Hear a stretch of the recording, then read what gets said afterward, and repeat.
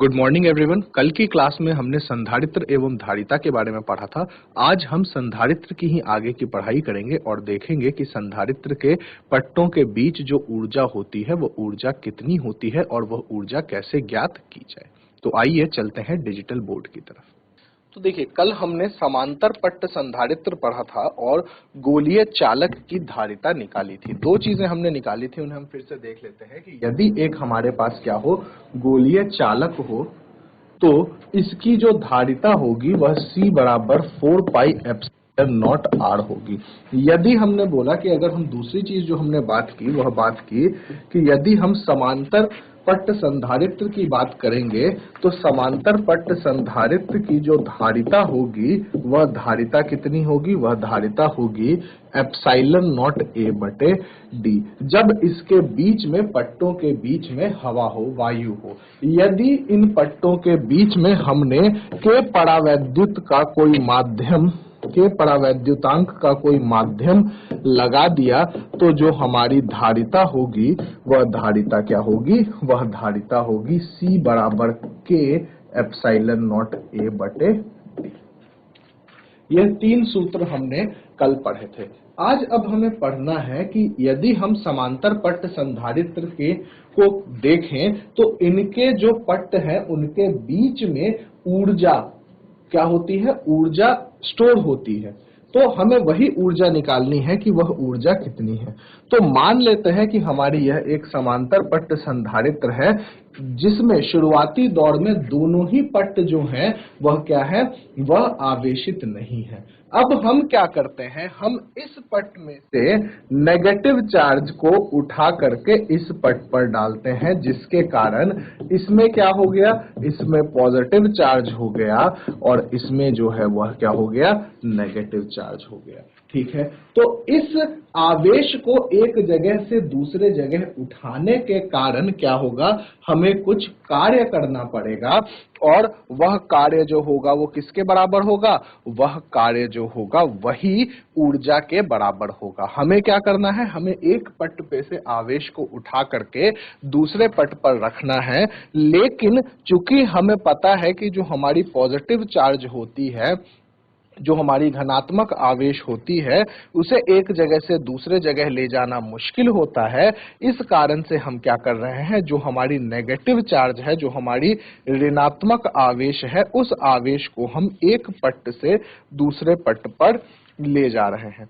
तो जैसे ही हम इस एक आवेश को एक जगह से दूसरे जगह ले जाएंगे, हमें वहां पर कुछ कार्य करना पड़ेगा और वही कार्य जो है वह किस में स्टोर हो जाएगा, वह ऊर्जा में स्टोर हो जाएगा। तो यदि आप कार्य की बात करें तो विभव का एक सूत्र हमने पहले ही पढ़ रखा है, V बराबर W बटे Q। तो W बराबर क्या हो जाएगा, Q इंटू V। W बराबर क्या हो जाएगा, Q इंटू V। यदि हम यहां पर बात करें तो हम कार्य को छोटा कार्य माने तो एक छोटे आवेश को ले जाने के कारण यह कार्य क्या होगा, कार्य करना पड़ेगा और इसको दोनों तरफ इंटीग्रेट कर दें तो dW is equal to integration V dQ।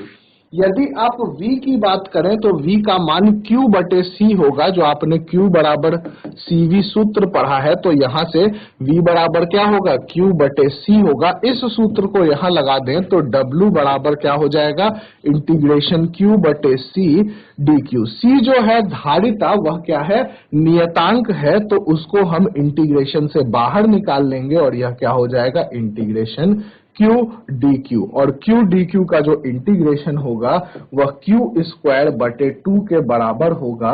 मतलब जो हमने कार्य किया वह कार्य कितना किया, Q स्क्वायर बटे 2C। यदि इस ही सूत्र में आप V बराबर क्या रखें, आप वैल्यूज रखने लगे, जैसे Q बराबर हमें पता है CV होता है, तो इसी सूत्र में हम क्या रख दें, CV का होल स्क्वायर बाई 2C। तो ये क्या हो जाएगा, हाफ CV स्क्वायर। तो आप इसी सूत्र को Q स्क्वायर बटे 2C को दूसरे तरीके से लिख सकते हैं, हाफ CV स्क्वायर। निर्भर करता है कि आपको कौन सी चीजें सवाल में दी गई हैं, आपको धारिता दी गई है, आपको विभव दिया गया है, या आपको आवेश और धारिता दी गई है। इस सूत्र को आप क्या कर सकते हैं, बदल सकते हैं। यहीं पे अगर एक और बात की जाए, फिर से आप देखें तो हम इसे एक और सूत्र बना सकते हैं, हाफ क्यूबी। अगर एक बार और हम इनके वेरिएबल्स को बदले तो यह 3 सूत्र ऊर्जा के निकलेंगे हमारे पास। पहला है Q²/2C। यही कार्य किसमें हो जा रहा है? ऊर्जा में। तो ऊर्जा का सूत्र जो है वह है Q²/2C। इसी को आप बोल रहे हैं हाफ CV², और इसी को आप बोल रहे हैं हाफ QB। ये जो 3 सूत्र हैं, यह 3 सूत्र किसके हैं? ऊर्जा के सूत्र हैं।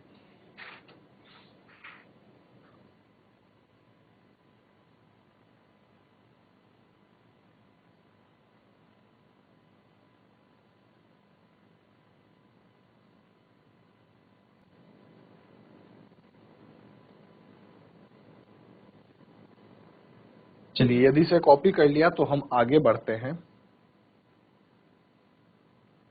अब हमारे पास जो संधारित्र है उसकी धारिता क्या होती है? उसकी धारिता फिक्स्ड है। मान के चलिए कि आपने एक संधारित्र, जैसे मान लीजिए आप धारिता से पहले प्रतिरोध समझिएगा। मान लीजिए कि हमने एक पंखा बनाया, तो उस पंखे का खुद का कुछ क्या होगा? प्रतिरोध होगा। एक बार हमने पंखा बना दिया तो उसकी जो प्रतिरोध होगी वो क्या हो जाएगी? फिक्स्ड हो जाएगी, उसकी प्रतिरोध नहीं बदलेगी। वैसे ही यदि हमने एक संधारित्र बना दिया तो संधारित्र की जो धारिता है वह धारिता क्या रहेगी? नियत रहेगी, वह धारिता नहीं बदलेगी। अब यदि हमें क्या करना हो, यदि हमें अलग अलग धारिता के संधारित्र चाहिए तो हम संधारित्रों का क्या कर सकते हैं? संयोजन कर सकते हैं। और संयोजन आपको पता है कि संयोजन आप क्या कर सकते हैं? 2 प्रकार से कर सकते हैं, श्रेणी क्रम संयोजन एवं समांतर क्रम संयोजन। तो अगला हेडिंग लिखिएगा, संधारित्रों का संयोजन।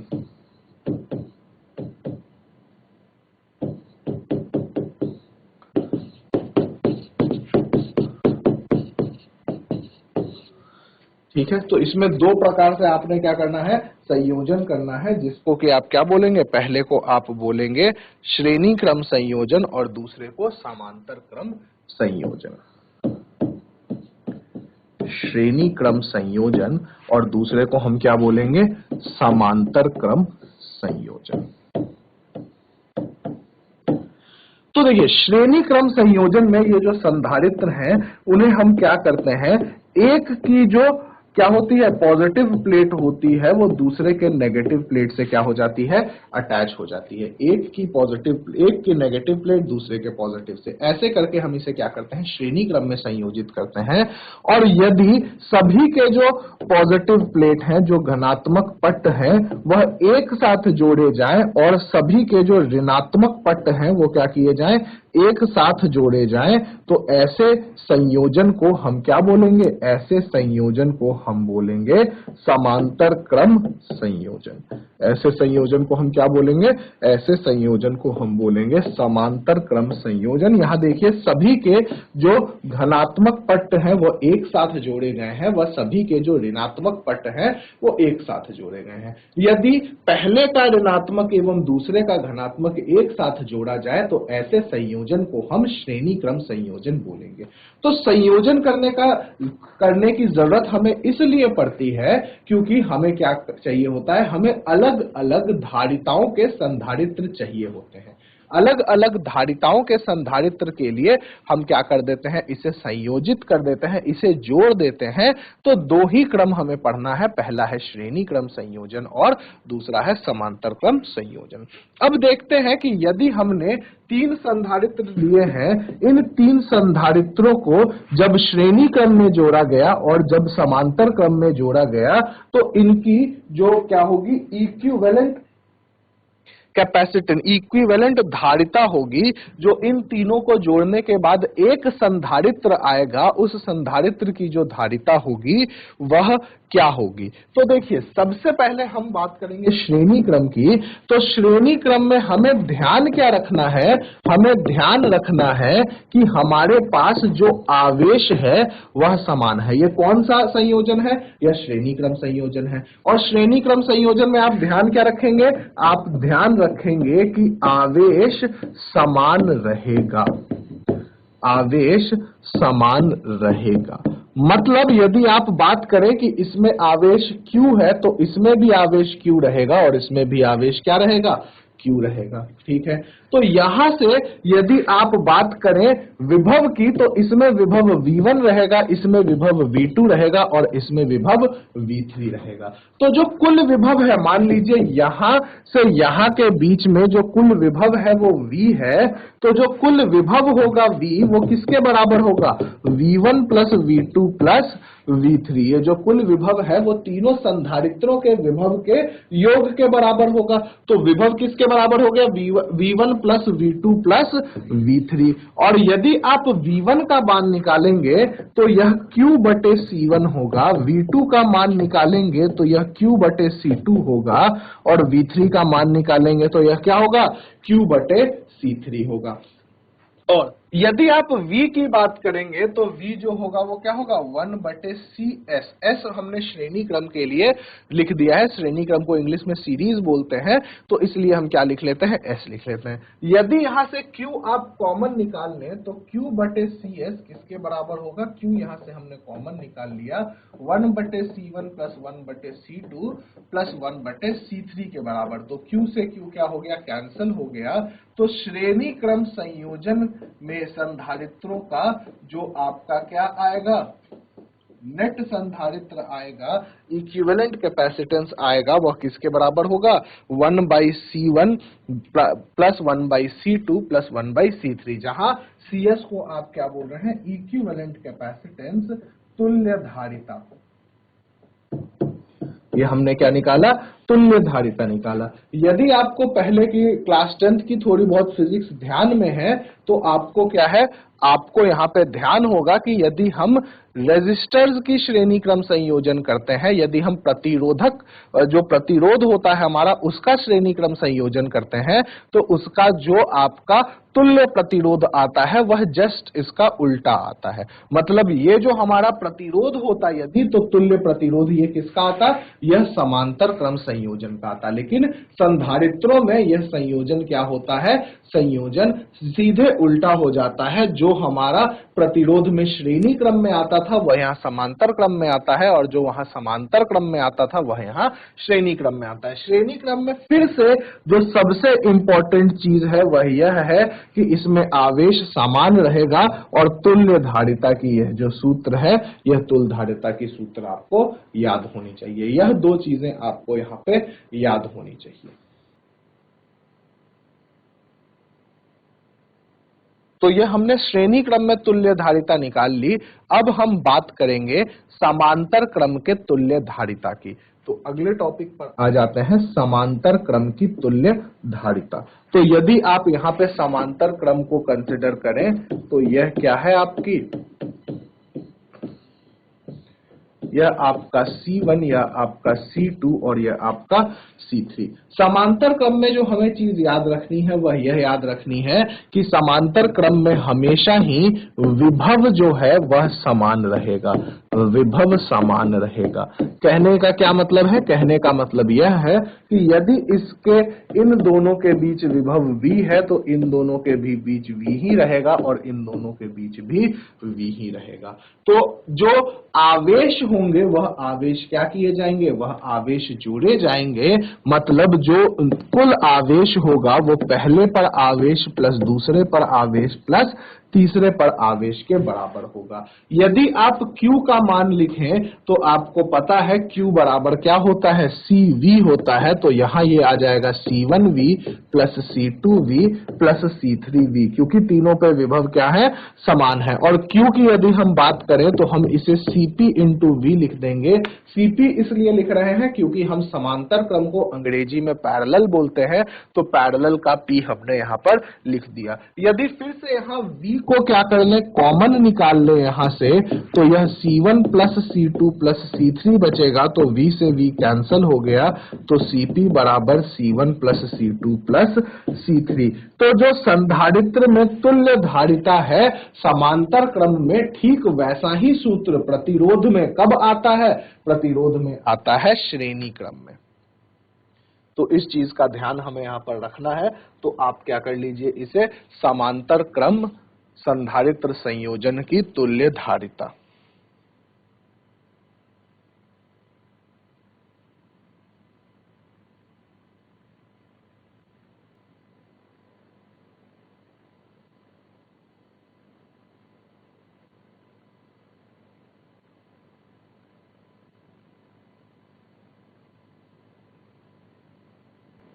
चलिए तो तुल्य धारिता पर आधारित एक सवाल करते हैं। मान लीजिए यहाँ पर हमारे पास 3 संधारित्र हैं जिनकी धारिता आपको दी हुई है 5 माइक्रोफैरड, 3 माइक्रोफैरड और 2 माइक्रोफैरड। 5 माइक्रोफैरड, 3 माइक्रोफैरड और 2 माइक्रोफैरड तीनों को किसमें किया गया है? समांतर क्रम में संयोजित किया गया है। तो तुल्य धारिता बतलाएं। जिनकी भी तुल्य धारिता आ गई हो वो चैट के माध्यम से बतला दें।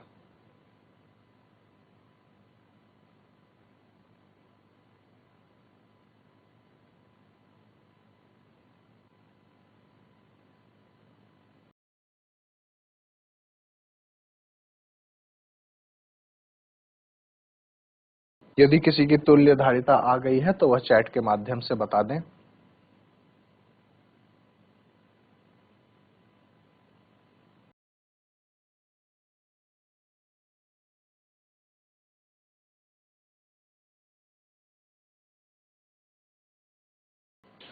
जीआईसी काला डूंगी से उत्तर आया है 11 माइक्रोफैरड।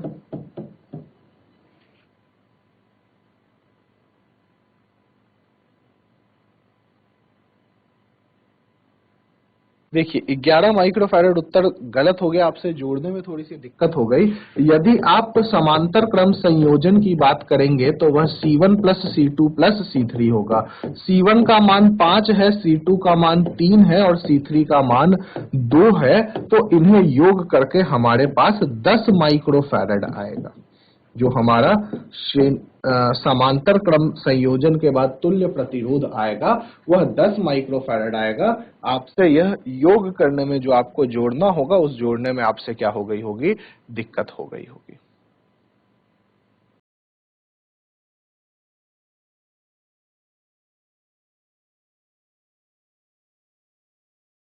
कोई दिक्कत नहीं है, वो 2 माइक्रोफैरड है। तीसरा जो है वो 2 माइक्रोफैरड है। तो अगर आपने 3 माना था तो आपका उत्तर सही है। 5, 3 और 3 माइक्रोफैरड यदि आपने माना था तो वह आपका उत्तर सही है। चलिए एक दूसरा बेसिक सा प्रश्न करते हैं। यहाँ पर हम दो आपकी श्रेणी क्रम में संधारित्र ले लेते हैं जिनको यहाँ 10 माइक्रोफैरड और 10 माइक्रोफैरड जो है उनकी धारिता मानी गई है। तो आप इसकी क्या बतलाएं? आप इसकी तुल्य धारिता बतलाएं।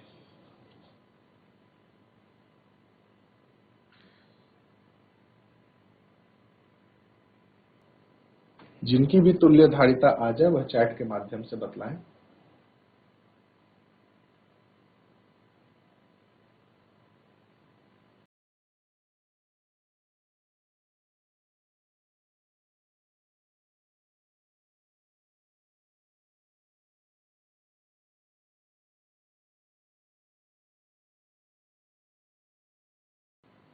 जीरो 2 माइक्रोफैरड काला डूंगी से एक उत्तर आ रहा है। 0.2 या 0.2 माइक्रोफैरड काला डूंगी से उत्तर आ रहा है।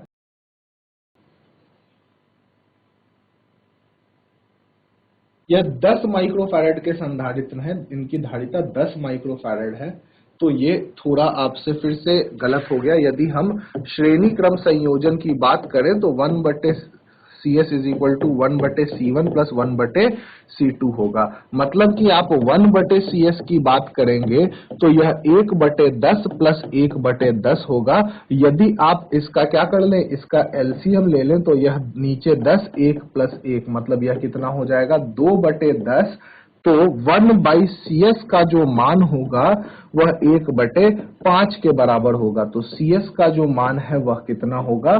5 माइक्रोफैरड।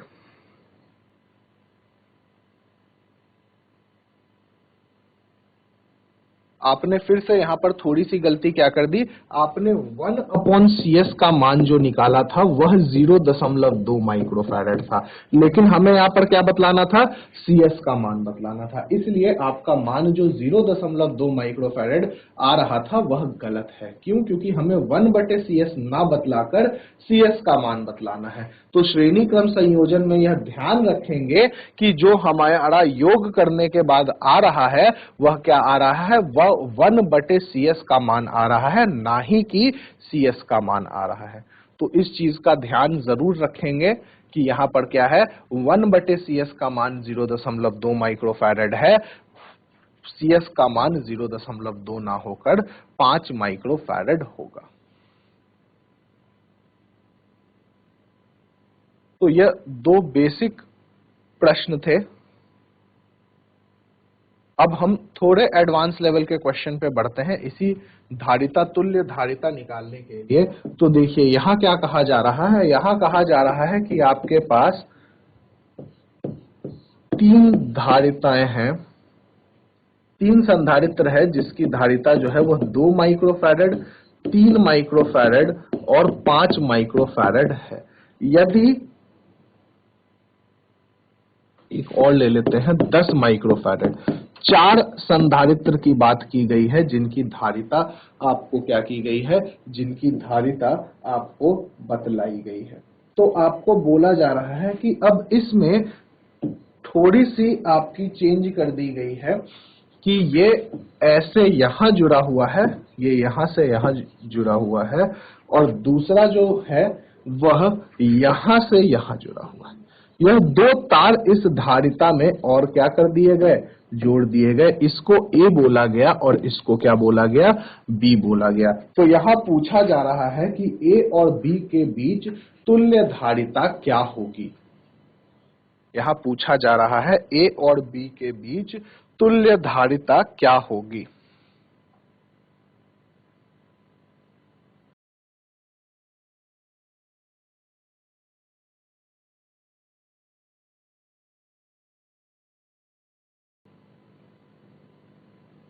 जिनका भी उत्तर आ जाए वह चैट के माध्यम से बतलाएं।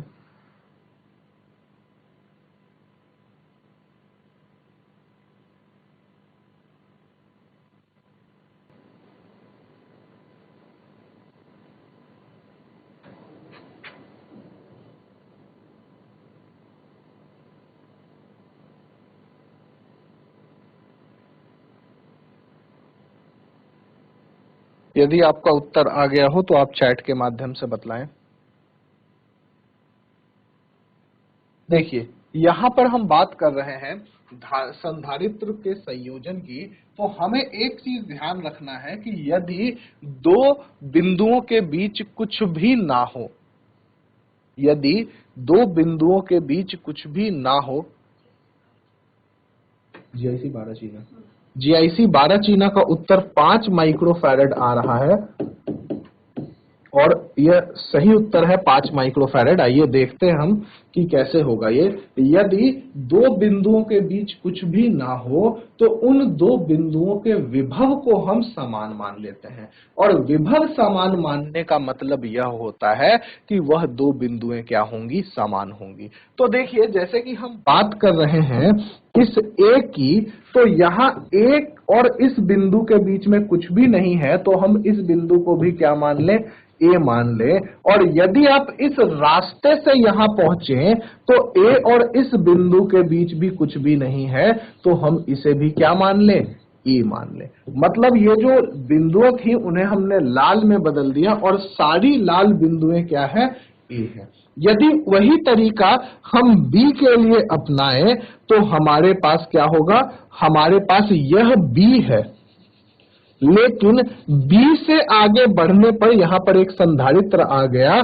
तो अगली जो चीज है, अगली जो आपके पास क्या है, अगली जो आपके पास संधारित्र या बिंदु है उसकी धारिता क्या होगी, उसकी विभव बदलेगी। इस बिंदु की विभव बदल जाएगी और यह बिंदु कैसे लगेगा, C जैसा लगेगा। यदि C से इस रास्ते होकर यहां तक पहुंचा जाए तो यह बिंदु भी क्या हो जाएगा, C हो जाएगा। तो आप देख पा रहे होंगे कि यहां पर 3 विभव ही पॉसिबल है, A, B और C। और जब भी 3 विभव है A, B और C, तो आप 3 विभवों को त्रिभुज के कोणे मान लें। तो हम यहां पर क्या करें, तो देखिए यहां पर अगर हम बात करें तो हमने 3 पॉइंट बनाए हैं। सबसे पहला पॉइंट हमारा यहां पर B है, दूसरा जो हमारा पॉइंट है वह पॉइंट हमारा A है, और जो हमारा अगला पॉइंट है वो हमारा पॉइंट C है। तो हमने 3 पॉइंट बना लिए A, B और सी। यदि आप यहां पर ध्यान दें तो ए और सी के बीच में एक 2 माइक्रोफैरड का कैपेसिटर है, तो ए और सी के बीच में हमारे पास क्या आ गया, एक 2 माइक्रोफैरड का कैपेसिटर आ गया। एक ए और सी के बीच में दूसरा 3 माइक्रोफैरड का कैपेसिटर है, तो ए और सी के बीच में एक दूसरा 3 माइक्रोफैरड का कैपेसिटर आ गया, और ए और सी के बीच में तीसरा जो है वह 5 माइक्रोफैरड का कैपेसिटर है, तो यहां पर हमने एक तीसरा 5 माइक्रोफैरड का कैपेसिटर लगा लिया। एक कैपेसिटर और बच रहा है यहां पर बी और सी के बीच में 10 माइक्रोफैरड का, तो बी और सी के बीच में हमने एक 10 माइक्रोफैरड का कैपेसिटर और लगा लिया। यदि हम देखें तो कैपेसिटर जो ए और सी के बीच में है वह तीनों ही समांतर क्रम में है। इसका मतलब यह क्या करे जाएंगे, सीधे जोड़े जाएंगे, मतलब 3 + 2 + 5, मतलब यह कितना हो गया, 10 माइक्रो फैरड हो गया। और वापस से यदि अब हम ए और बी के बीच की बात करें तो 1/c हो जाएगा 1/10 माइक्रोफैरड प्लस 1/10 माइक्रोफैरड, जिसका की मान आएगा 1/c बराबर 1/5, मतलब जो c का मान आएगा वह आएगा 5 माइक्रोफैरड के बराबर। जो हमारा C का मान आ गया वह कितना आ गया, वह 5 माइक्रोफैरड के बराबर आ गया। मतलब यहां पर जो तुल्य धारिता है वह तुल्य धारिता कितनी है, 5 माइक्रोफैरड की तुल्य धारिता है। तो आइए अब इसकी, क्योंकि हमने तुल्य धारिता निकाल ली है, तो हम बढ़ते हैं अपने अगले प्रश्न पर। अगला जो प्रश्न है हमारा वह बोल रहा है कि यदि एक 900 पिको फैरड के संधारित्र को 100 वोल्ट से आवेशित किया जाए तो ऊर्जा कितनी होगी। फिर से प्रश्न देखेंगे, यदि एक 900 पिको फैरड के संधारित्र को 100 वोल्ट से आवेशित किया जाए तो ऊर्जा कितनी होगी। तो ऊर्जा निकालने के लिए सबसे पहले हमें क्या करना है, हमें सबसे पहले सूत्र लिख लेना है ऊर्जा का, और क्योंकि यहाँ C और V का मान दिया गया है तो ऊर्जा जो है वह होगा 12CV² के बराबर, मतलब 1/2 गुने C का मान है 900 पिको फैरड, मतलब 900 गुने 10 के पावर -12 गुने 100 का स्क्वायर, 100 का स्क्वायर मतलब 100 गुने 100। यहां पर यदि आप देखें तो यह हो जाएगा 450, मतलब जो U आएगा वह आएगा 450 गुने 10 के पावर -8। यदि हम इसमें इसे और लिखें तो यह 4.5 गुने 10 के पावर -6 जूल आएगा। क्योंकि हमने ऊर्जा निकाली है तो यहां पर ऊर्जा का मात्रक क्या होगा, ऊर्जा का मात्रक जूल होगा।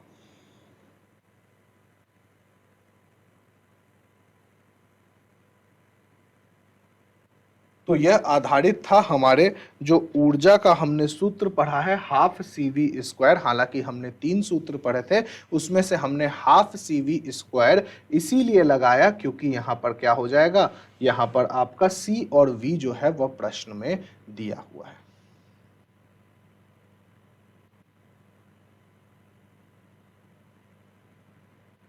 तो चलिए बढ़ते हैं अपने अगले प्रश्न की तरफ।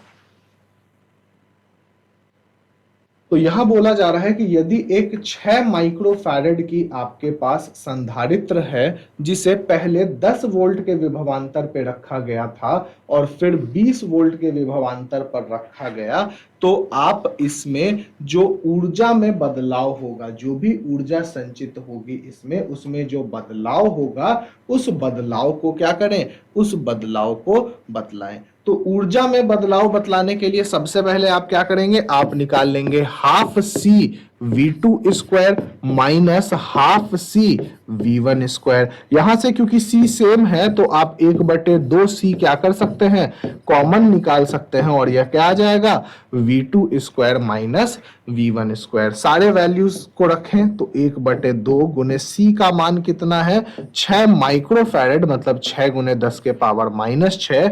V2² आपका 400 होगा और V1² आपका 100 होगा।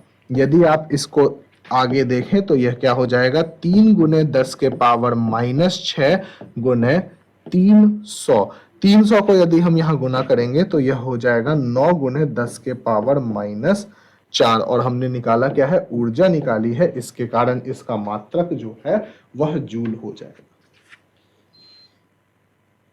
तो यहां पर क्योंकि ऊर्जा में बदलाव निकालना था तो हमने दोनों ऊर्जाओं को क्या कर लिया, एक दूसरे से घटा दिया और ऊर्जा में बदलाव निकल गया। चलिए आगे बढ़ते हैं हम अपने अगले प्रश्न पर, जिसमें हमसे पूछा गया है कि यदि आप किसी 100 माइक्रोफैरड के संधारित्र को 400 वोल्ट पर रखें एवं यहां पर इनके पट्टों के बीच, इनके प्लेटों के बीच की दूरी को आधी कर दी जाए तो इनके विभव पर क्या अंतर होगा। तो सबसे पहले देखिए जो C का सूत्र है वह C का सूत्र है हमारा एप्सिलॉन नॉट A बटे D, और जो हमारे V की बात की जा रही है वह V बराबर होता है Q बटे C। तो अगर हम यहां पर C डैश निकालें तो C डैश होगा हमारा एप्सिलॉन नॉट A बटे D बटे 2।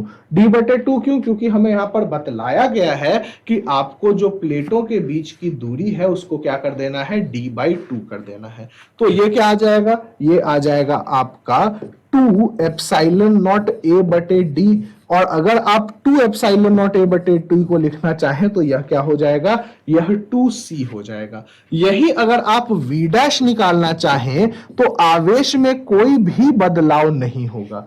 यही यदि आप V डैश की बात करेंगे तो आवेश में कोई भी बदलाव नहीं होगा, लेकिन धारिता में बदलाव है, तो V डैश बराबर क्या हो जाएगा, Q बाई 2C, या फिर आप इसे क्या लिख सकते हैं, V बटे 2। और V बटे 2, V का मान हमें दिया हुआ है 400 वोल्ट, तो V डैश का मान कितना हो जाएगा, 400 बटे 2 मतलब 200 वोल्ट। मतलब अगर प्लेटों की दूरी को क्या कर दी जाए, आधी कर दी जाए, तो आपके पास जो विभव है वह भी क्या हो जाएगा, आधा हो जाएगा।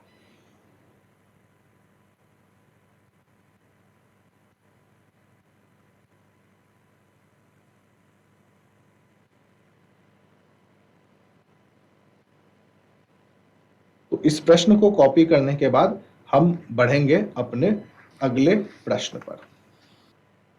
यहां पर हमें बोला गया है कि यदि आपके पास यह एक क्या है, यह एक संधारित्रों का संयोजन है जिसमें जो आपकी तुल्य प्रतिरोध है वह दी गई है। यह संधारित्रों का संयोजन है जिसमें दो 10 माइक्रोफैरड के संधारित्रों को क्या किया गया है, श्रेणी क्रम में संयोजित किया गया है, और एवं इस श्रेणी क्रम संयोजन में यहां पर आपके पास क्या जोड़ दिया गया है, एक C माइक्रोफैरड की धारिता जोड़ी गई है, और आपको यहां पर जो संयोजन का तुल्य धारिता है वह 15 माइक्रोफैरड दी गई है। 15 माइक्रोफैरड दी गई है आपको क्या, तुल्य धारिता।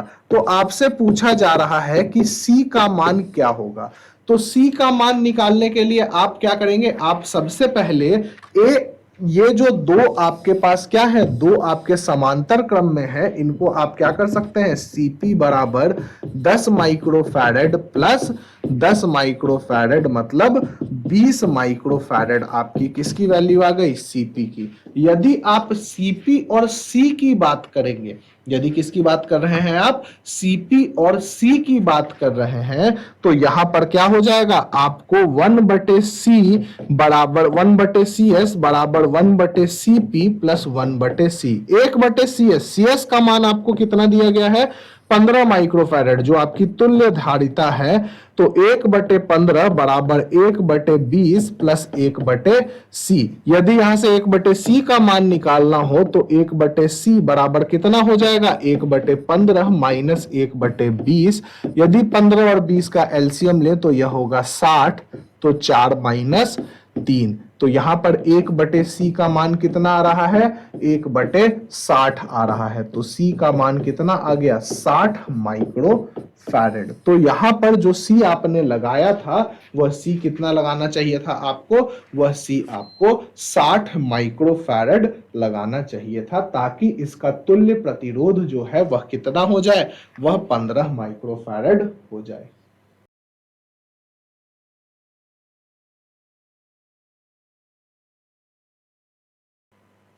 चलिए, तो हम अपने अगले प्रश्न पर बढ़ते हैं। हमसे यहां पूछा जा रहा है कि आपके पास 3 माइक्रोफैरड के 3 संधारित्र हैं। आप क्या बात कर रहे हैं? आपके पास संधारित्र हैं 3, 1, 2 और यह 3 संधारित्र हैं। तीनों की ही जो धारिता है वह धारिता 3 माइक्रोफैरड की है। तीनों की जो धारिता है वह धारिता कितने की है? 3 माइक्रोफैरड की है। तो आपसे सबसे पहले यहां पूछा जा रहा है कि इन संधारित्रों का संयोजन कैसे करें ताकि जो तुल्य धारिता हो वह 9 माइक्रोफैरड हो।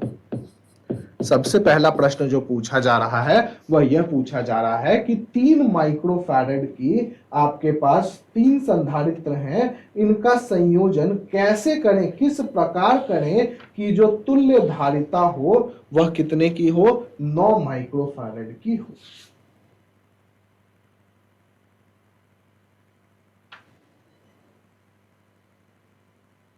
इस प्रश्न को करने का प्रयास करेंगे। 3 आपके पास क्या दी गई हैं? धारिताएं दी गई हैं। सबसे पहले पूछा जा रहा है 9 माइक्रोफैरड।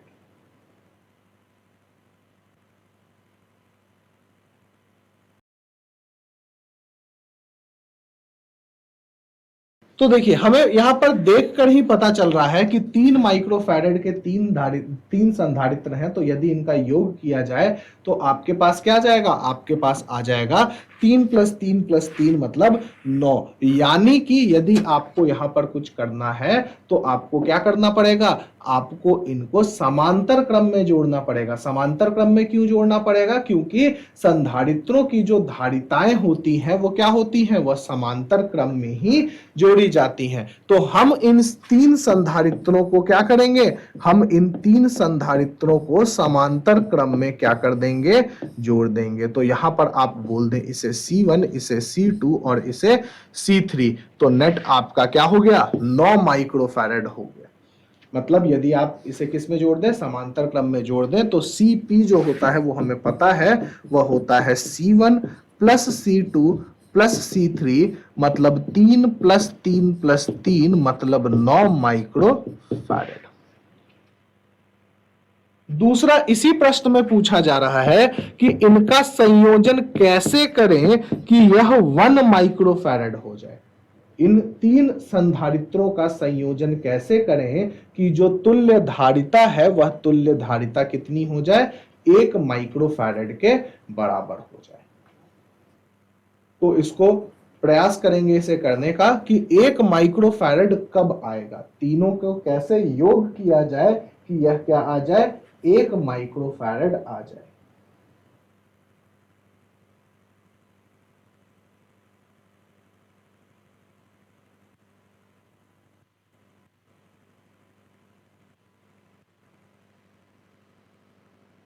तो 1 माइक्रोफैरड हमें यहां पर देख के पता चल रहा है कि यदि हमें 1 माइक्रोफैरड लाना है तो हमें क्या करना पड़ेगा? हमें श्रेणी क्रम में इन्हें संयोजित करना पड़ेगा, क्योंकि यदि आपने 3, 3 और 3 को श्रेणी क्रम में क्या कर दिया?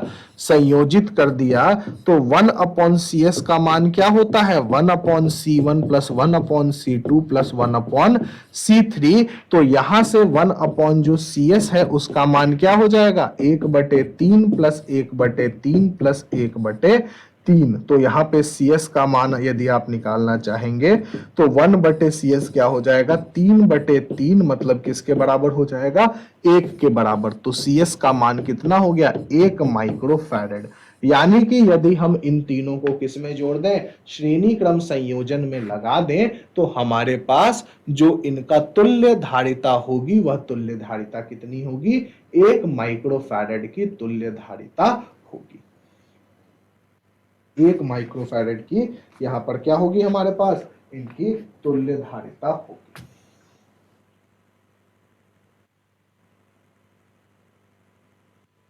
अगला प्रश्न हमारे पास इसी में पूछा जा रहा है कि इनका संयोजन कैसे करें कि हमारे पास तुल्य धारिता जो है वह 4.5 माइक्रोफैरड हो। इनका संयोजन कैसे करें कि हमारे पास जो तुल्य धारिता हो वो क्या हो? 4.5 माइक्रोफैरड हो।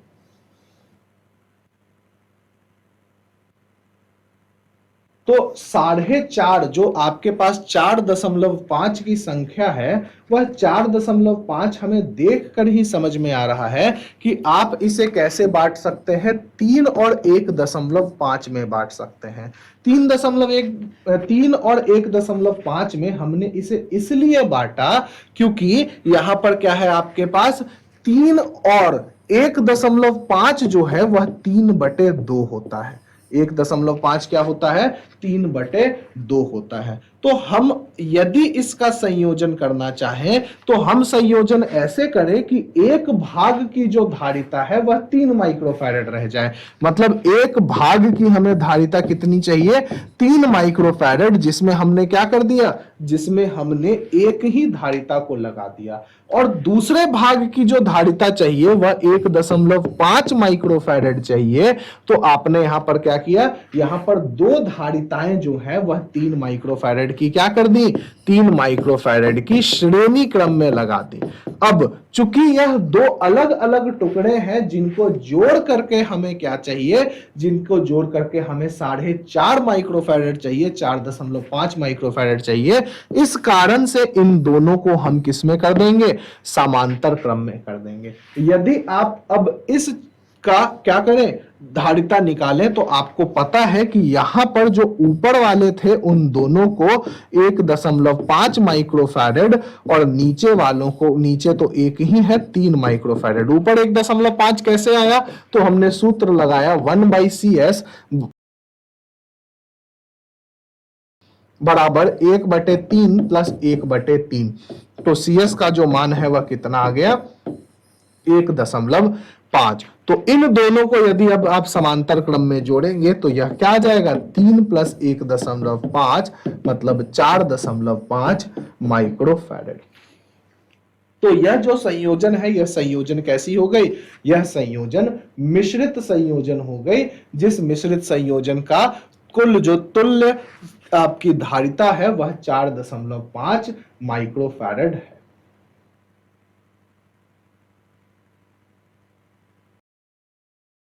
तो आज के क्लास में हमने यहाँ पर धारिता में जो संधारित्र में ऊर्जा है उस ऊर्जा की बात की है, और संधारित्रों के संयोजन में जो तुल्य धारिता होगी उसकी बात की है। अभी हम अपने तुल्य धारिता की और जो ऊर्जा है उसकी बात को आगे अगली क्लास में बढ़ाएंगे।